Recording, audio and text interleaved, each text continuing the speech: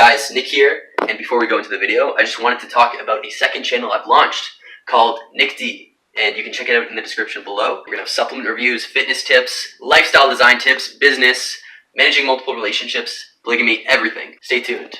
Peace.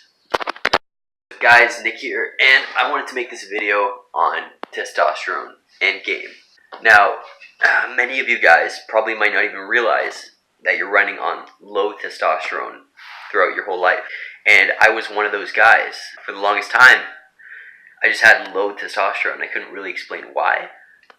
Maybe it's because I was on like cycles of Accutane, which was to like get rid of my acne, but it's notorious for like a shit ton of side effects. Maybe taking like testosterone boosting supplements at a young age suppressed my natural production permanently.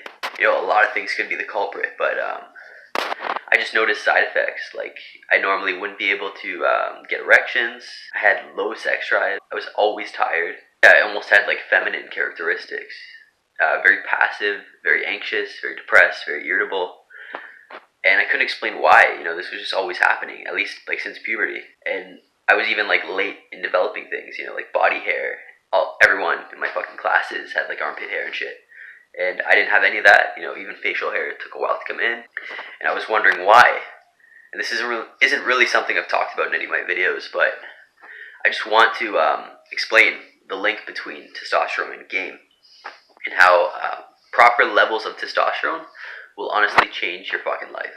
I'd go and I'd take blood tests, and my results came out what is considered normal by like medical standards, but isn't really normal. So I'd go in and my levels came out to 432 nanograms per deciliter. Now the average 18-year-old, 17-year-old going through puberty is supposed to have 800 to 1,000 nanograms per deciliter. Alright? But when they test subjects, they record the testosterone from like people aged, say like 18 all the way up to like 75, and they calculate the average. So it's considered low normal, but still normal, when really those results are normal for like a 45-year-old man. And a couple years later, I go and I get my levels checked again. I was 19 at the time, and my levels were 432 nanograms per deciliter, exactly the same, has not changed. Because the doctor at first said, oh, you know, there could be many reasons for this result. Hormones fluctuate throughout the day and everything, or maybe you didn't get enough sleep, or blah, blah, blah, blah, or you're not eating healthy, or you're not working out properly. I was eating healthy. I was working out harder than I ever have in my entire life. And I noticed that my results were really stagnating, like they weren't great. But yeah, even 2 years later, my results were basically the same. You know, I wasn't really growing much. And they stayed at 432 nanograms per deciliter. And one day, I just kind of said, fuck it. And I took matters into my own hands. And I found a source for testosterone. And like I researched it like heavily for many years. Like, I'm not kidding.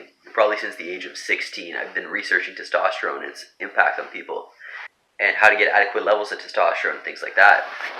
Many people do what is called testosterone replacement therapy, where they take injections of testosterone, like a very low dose. So I take something like 75 milligrams, which is nowhere near like a bodybuilder's dose, which is like 400 milligrams. But it's just enough to boost you a little bit, so you're average, slightly above average. And since then, just like the side effects that I was having basically disappeared. You know, my sex drive is back. Yeah, I just feel more energetic and more like manly, more like Urgh. And even, funny enough, my motivation levels have increased a lot. You know, before I'd be a lot more passive, but now in my life I'm just more like fucking dead set on attaining goals and things like that. And before I wasn't. I was just very aimless. So funny enough, being on testosterone actually helped me do a lot better in school. Helped me a lot in game, obviously, because I was more motivated to pursue girls. Hence, I get laid more. Maybe even your pheromones, too, that you give off, you know. Girls can sense that, and they can sense, like, more masculinity to the point where, you know, they're just attracted to you more.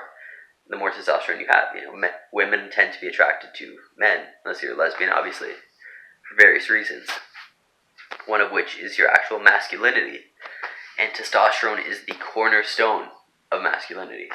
So yeah, I was just more motivated, you know. I actually work harder in the strip club now. I make more money.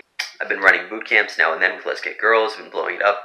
Funny enough, my dad actually got his testosterone levels checked too. and I think his came out to 400 nanograms per deciliter necessarily. So my levels compared to a 49-year-old man versus like, I think I was 19 or 20, something like that. Basically the same levels of testosterone. And the years difference is like fucking over 20 years. That's fucking insane to me. But the doctors, they don't really give a fuck, you know? As long as it's good enough, which is literally what these female doctors have said to me. It's good enough. That's apparently good enough for them. You know, the medical industry does not care, which is shitty. And many of you guys are probably running around with low testosterone without realizing it. And there's so many factors to influencing why we have low testosterone. A lot of men in today's society, you know. There's BPA, which is like a chemical inside of plastic, you know, like plastic water bottles and shit, that creates estrogen.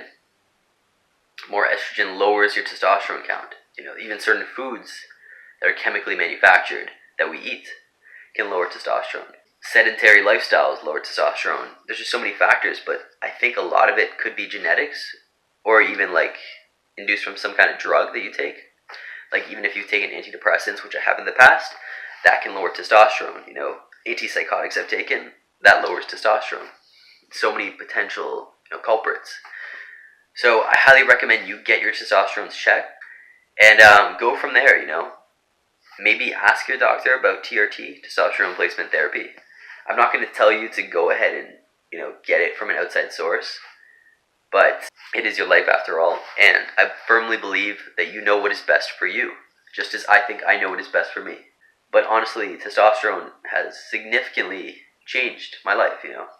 I fucking make more gains in the gym, I have more energy, I feel just more of raw masculinity, and I feel great overall.